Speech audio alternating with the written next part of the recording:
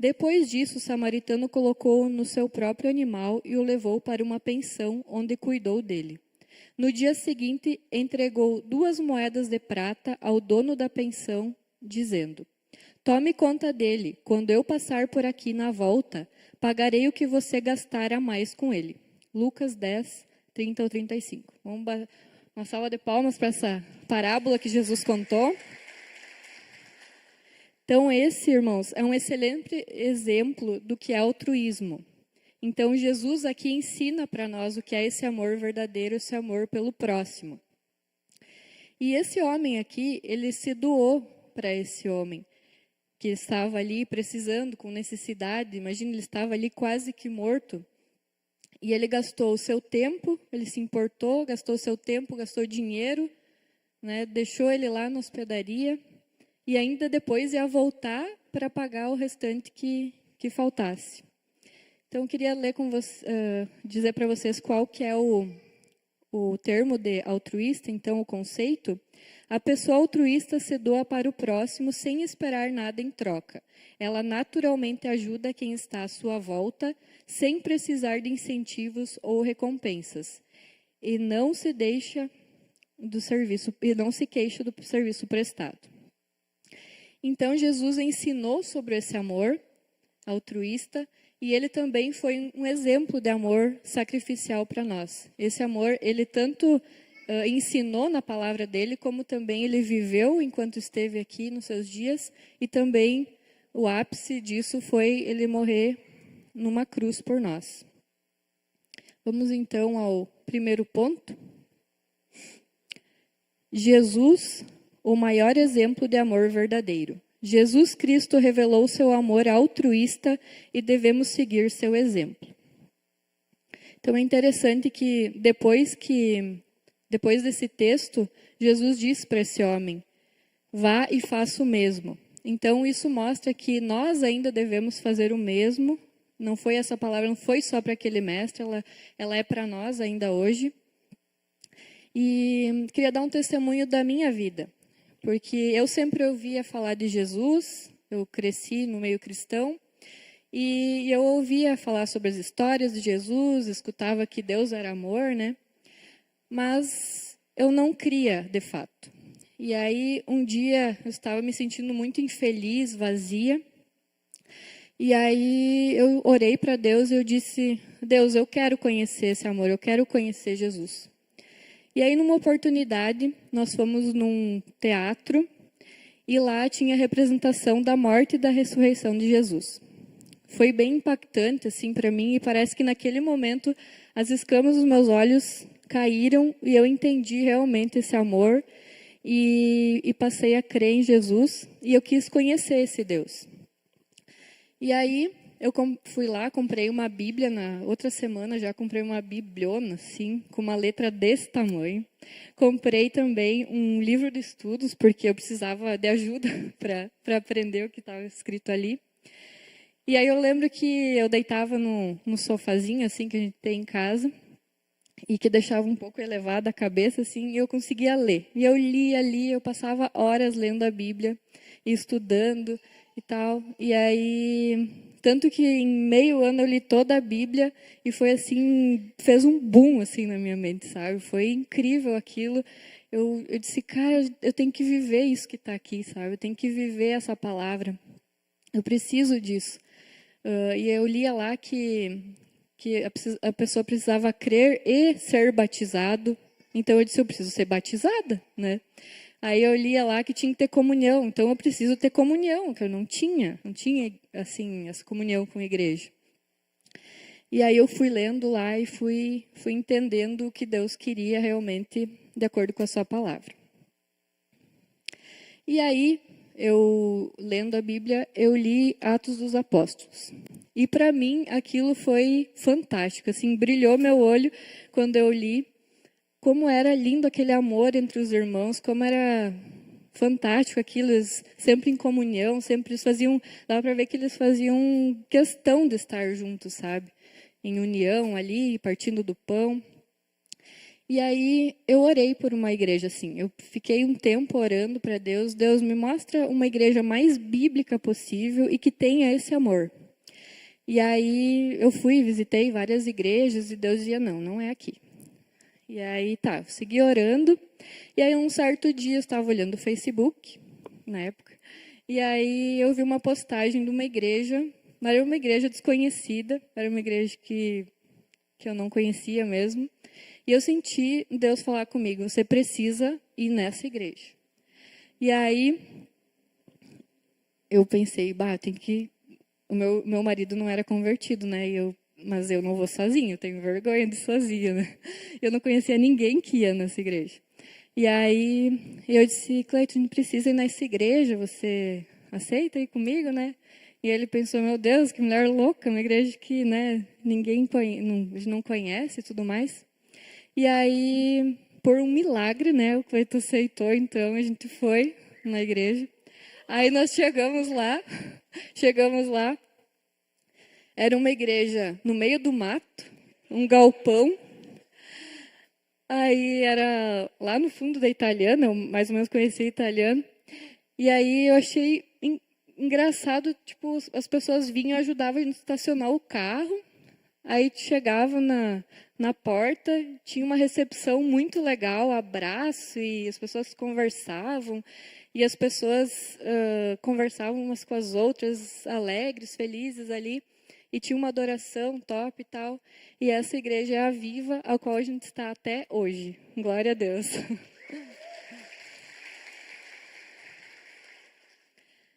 Então vamos para o ponto 2, irmãos. O verdadeiro amor não é egoísta. Nada façam por ambição egoísta ou por vaidade, mas humildemente considerem os outros superiores a si mesmos. Cada um cuide não somente dos seus interesses, mas também dos interesses dos outros. Filipenses 2, 3-4. Então, nós não devemos pensar somente nos nossos interesses, mas também no interesse do próximo, né? Então, eu posso ter aqui dois caminhos. Eu tenho aqui o caminho do egoísmo e o caminho do altruísmo, que é esse amor verdadeiro que Jesus espera de nós. Aí, então, eu vou trilhar, eu trilhava esse caminho de egoísmo. Era um caminho de comodismo, né? Eu vou ficar mais um pouco aqui na rede social, vou maratonar série, vou ficar jogando videogame. Eu não vou ir na igreja, não quero saber de igreja. Eu vou ficar aqui no meu egoísmo, vou ficar aqui no meu ativismo, porque muitas vezes nós arrumamos tantas coisas para fazer que a gente acaba fazendo com que isso roube o nosso tempo de comunhão na igreja, né? E eu posso ir trilhando esse caminho aqui, um caminho que coloca o lucro, o dinheiro acima de relacionamentos, um caminho em que eu não estou nem aí para as pessoas, eu vou trilhando esse caminho. Aí um dia eu me deparo com um homem morto, quase morto na minha frente, assim como esse samaritano. E eu olho e eu retrocedo e digo, não, isso não tem nada a ver comigo. Aí eu ainda tiro uma foto para mandar para alguém, eu mando para alguém e vou embora. Isso não tem nada a ver comigo. Isso eu não vou me envolver com isso aí. Ou eu posso seguir um outro caminho, que é o caminho, então, do altruísmo, de um amor verdadeiro com as pessoas. Aí eu vou fazer o quê? Eu vou ouvir as pessoas, eu vou reconhecer realmente as necessidades delas. Eu vou trilhando esse caminho. Eu vou ter um tempo na minha agenda para ter um tempo com essas pessoas. Eu vou ser generoso, eu vou servir as pessoas, eu vou servir na igreja, eu vou na igreja, eu vou em PG, eu estou em comunhão sempre, e é esse caminho que eu estou trilhando. Aí um dia eu também chego aqui, encontro um homem quase morto na minha frente, e qual que é a minha reação? Eu não vou retroceder, eu preciso ajudar essa pessoa. Só que eu não vou fazer igual o samaritano fez, porque hoje, né, Léo, a gente tem entendimento de que eu não posso mexer numa vítima, de repente ela se fraturou, né? Se eu mexer nela, pode ser que eu prejudique ainda mais aquela vida, ela, imagine, pode perder o movimento das pernas, eu não sei o que aconteceu com aquela pessoa, eu não sou médico. Então, eu vou fazer o quê? Eu vou, pelo menos, ligar para o SAMU, vou ligar para o resgate, alguém ajuda, aí vem, então, os paramédicos, ajuda aquela pessoa ali, e aí eu vou, então, ficar ali. Ó, pessoal, não tirem fotos, não se aproximem da pessoa, né? Vou ficar ali monitorando até que eles vêm, levam a pessoa embora, e aí eu posso, de repente, fazer um contato, né, no hospital, ó, como está o fulano? Aí, de repente, um dia eu vou conseguir falar com essa pessoa, fazer uma visita para ela, vou conseguir ouvir essa pessoa, vou conseguir falar de Jesus para ela, né? Então, imagina que bênção seria poder chegar a esse nível, assim como esse samaritano fez com essa pessoa. E eu, infelizmente, segui um bom tanto da minha vida nesse mundo egoísta, nesse caminho aqui. E antes de me converter, eu casei, né, para ser feliz. E acredito que muitos de vocês casaram com esse intuito, né, de ser felizes.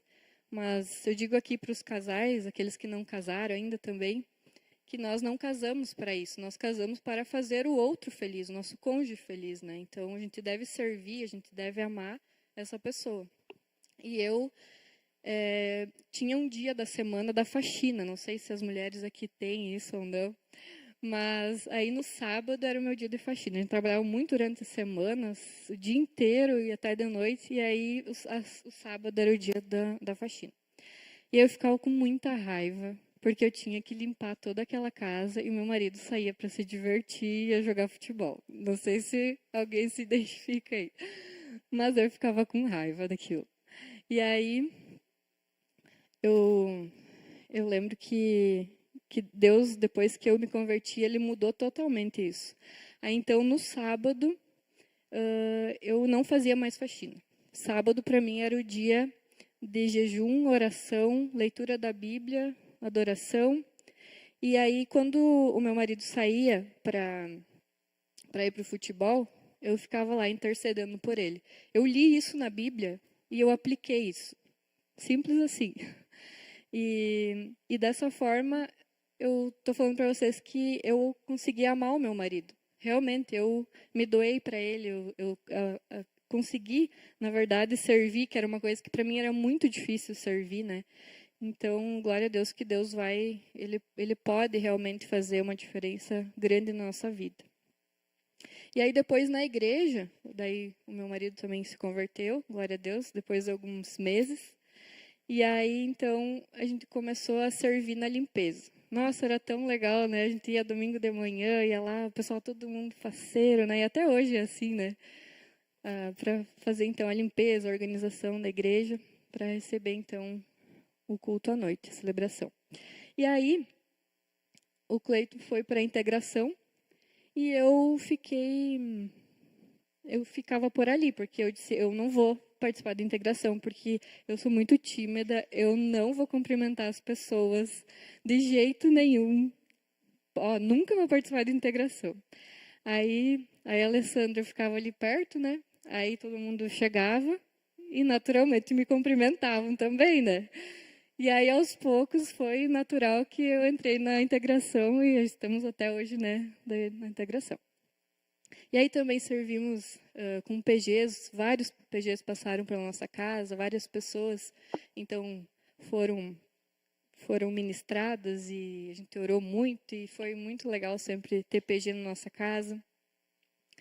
Então ali eu percebi que nós vivemos realmente algo muito semelhante ao que está lá em Atos dos Apóstolos, sabe? Então é uma alegria para nós ter todas as pessoas na igreja e felizes, isso não tem preço, né?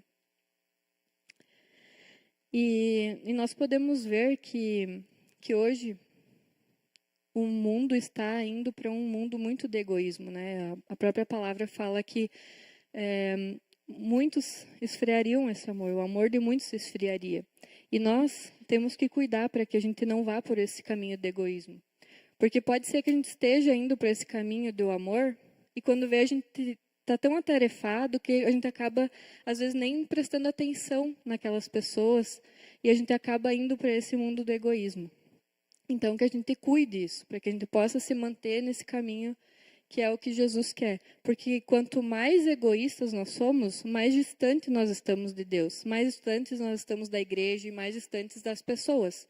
E quanto mais nós estamos nesse caminho que Jesus quer, que é esse de um amor altruísta, mais perto nós ficamos de Deus, mais perto da igreja e mais perto estamos desse nosso próximo. Então, que a gente possa realmente cuidar, porque nós, como igreja, nós precisamos amar cada vez mais e a gente precisa mostrar para o mundo o que é esse amor. Porque dessa forma as pessoas realmente elas vão também querer esse amor que a gente tem, né? Então, a gente possa realmente meditar nisso. E eu mesma, falando que eu era tão egoísta, depois que a gente casou, eu disse que eu não queria ter filhos. Eu não desejava ter filhos. E era algo que realmente era uma atitude egoísta minha. E o meu marido queria, mas eu não. E depois que eu li a Bíblia e tudo, eu li lá que filhos são bênçãos do Senhor, né, e tudo mais. Aí Deus foi moldando meu coração e realmente eu desejei ter filhos. E como é um amor que realmente a gente se sacrifica quando a gente tem filhos, né? Quem tem filhos sabe o quanto é sacrificante isso, mas que é um amor assim que a gente não se arrepende nunca, né, de ter. Então, não sei quem aqui é mãe. Temos muitas mães aqui? Temos. Então, vocês que são mães, vocês sabem, né? É pesado carregar os 9 meses, alguns um pouco menos, né? Mas dói o parto ou o pós-parto. Tem a questão ali da amamentação, da privação de sono. Tem várias questões ali emocionais também que são muito difíceis. Mas que nada tem um amor, é um amor tão grande, tão grande que nada disso faz com que a gente se arrependa de ter filhos, né? Então, a gente ali leva em conta os interesses de alguém que é aquele bebezinho, né? Então, dessa mesma forma, nós temos que levar em conta os interesses das outras pessoas também. Então, vamos ali ao ponto 3. O verdadeiro amor tem um preço. Nisto cremos o que é o amor. Jesus Cristo deu a sua vida por nós e devemos dar a nossa vida por nossos irmãos. 1 João 3,16. Então vejam que o preço do amor de Jesus por nós foi a própria vida dele. E se ele deu a vida por nós, quem somos nós de não amar o nosso próximo, né? De não fazer algo pelas pessoas? Então Jesus não buscou o seu próprio conforto. Ele não esteve aqui para estar confortável. Jesus ele buscou ser a resposta, uma resposta à necessidade do mundo. E ele é o nosso maior exemplo, né? Então não devemos ter o conforto e tranquilidade como objetivos primários de vida, porque os dois não combinam com quem deseja se doar. Doar exige sacrificar a si mesmo. Então, seja com o nosso tempo, irmãos, seja com nossos recursos financeiros, sejam com nossos dons e talentos que Deus nos deu, que a gente possa estar sempre amando as pessoas, né? Que a gente possa realmente pagar esse preço para fazer o que Deus quer que a gente faça. Então, ano passado, a minha tia sofreu um grave acidente. Ela fraturou em várias partes a perna dela. E ela contraiu uma bactéria no osso, né? Então foi algo bem complicado.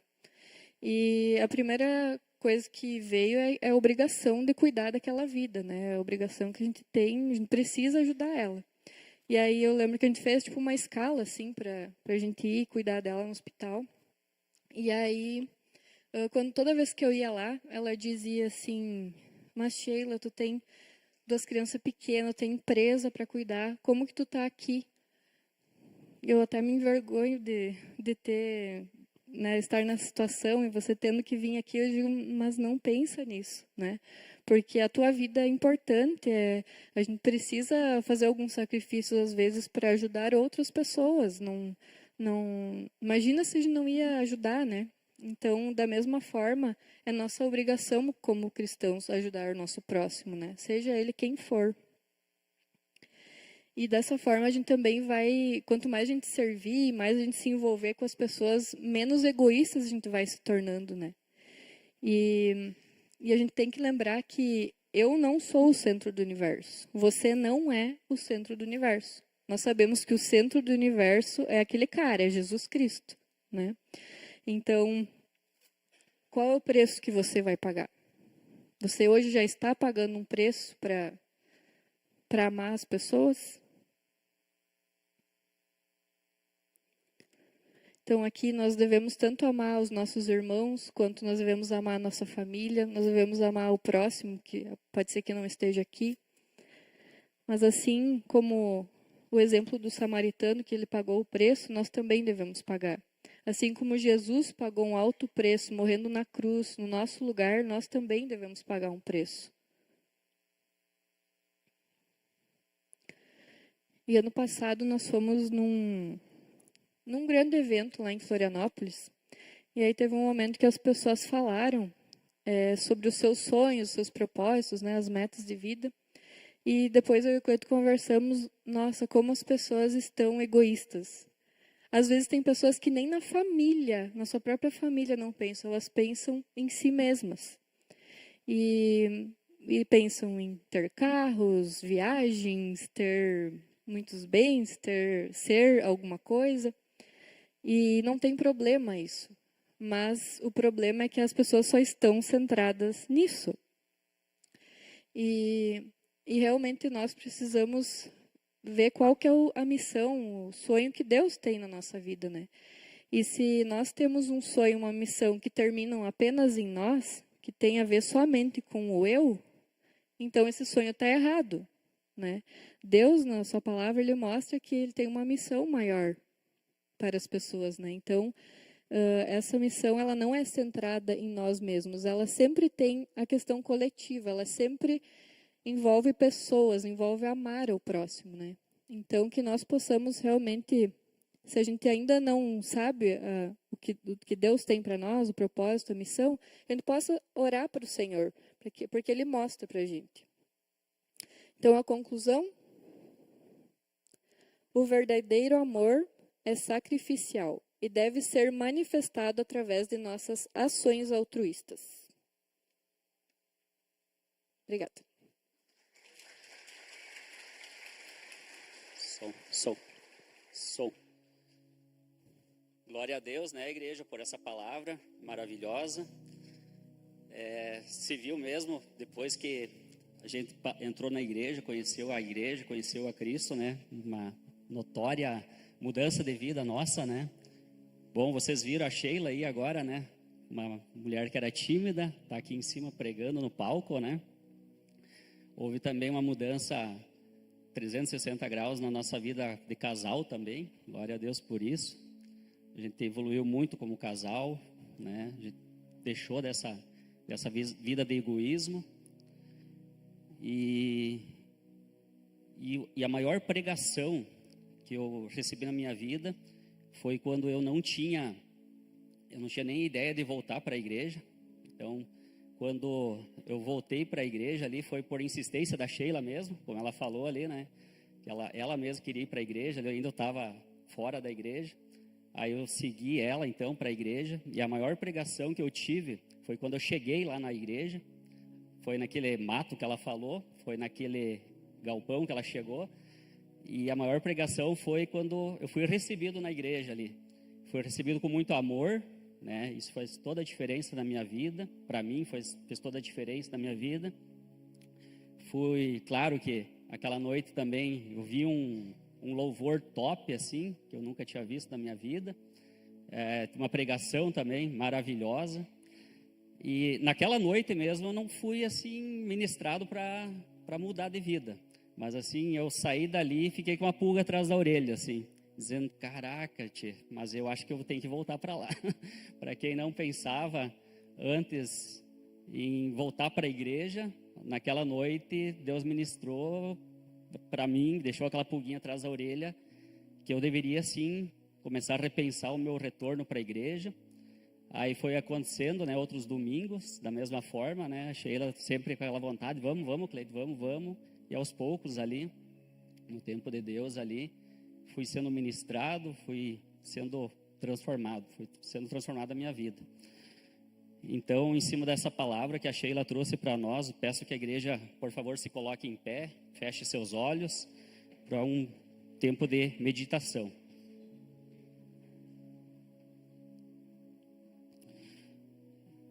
Então, igreja, em cima dessa palavra que a Sheila trouxe para nós, você tem vivido o amor verdadeiro? Gostaria que vocês meditassem em cima desses pontos. Esse amor que Jesus nos ordenou viver? Ou você tem vivido uma vida egoísta, centrado apenas nos seus interesses? Como você pode amar mais o seu próximo? Como você vai amar mais a sua família a partir de agora?